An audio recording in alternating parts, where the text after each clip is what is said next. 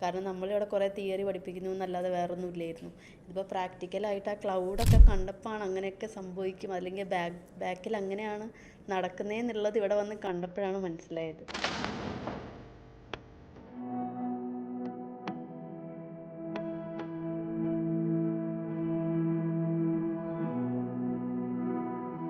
എങ്ങനെ ഉണ്ടായിരുന്നു ഇന്നത്തെ സെഷൻ? കൊള്ളാം, ഓക്കെയാണ്, അടിപൊളിയാണ്. അതായത് ഇപ്പോൾ ഞങ്ങൾ ഫസ്റ്റ് വന്നപ്പോൾ അങ്ങനെ വിചാരിച്ചില്ല, അതായത് ജസ്റ്റ് ഒരു IV ക്ലാസ് കഴിഞ്ഞിട്ട് നേരെ വിടുക, അങ്ങനെ ഒരു സെറ്റപ്പ് വിചാരിച്ചത്. സംശയങ്ങളൊക്കെ ഓൾമോസ്റ്റ് ക്ലിയർ ചെയ്ത് തന്നു.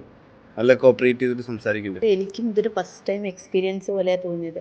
കുറേ കാര്യങ്ങളെ പറ്റി അറിയാനും ഒക്കെ സാധിക്കും. അതല്ല, നമ്മൾ സെലക്ട് ചെയ്ത വിഷയത്തെ പറ്റി വൃത്തികരത എങ്ങനെയുണ്ട്, അതിൻ്റെ സ്കോപ്പും കാര്യങ്ങൾ എങ്ങനെയുണ്ട്, എന്തൊക്കെ പഠിക്കണം, അല്ലെങ്കിൽ അതിൻ്റെ ബേസിക് എന്തൊക്കെയാണ്, ഒരു ജസ്റ്റ് എൻ്റെ ഒരു എക്സാമ്പിളൊക്കെ കാണിച്ചു തന്നുകൊണ്ടാണ് അത് എഴുതിയത്.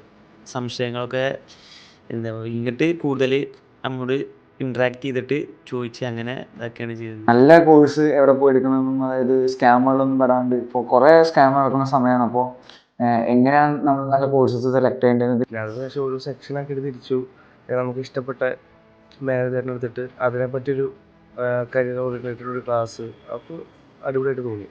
ഇനിയിപ്പം ഞങ്ങളും കുറച്ചും കൂടെ അഡ്വാൻസ്ഡ് ആണെന്ന് മനസ്സിലായി. എന്താണെങ്കിലും നല്ല ക്ലാസ്സായിരുന്നു, പിള്ളേർക്കായാലും ഞങ്ങൾക്കായാലും യൂസ്ഫുള്ളായിരുന്നു.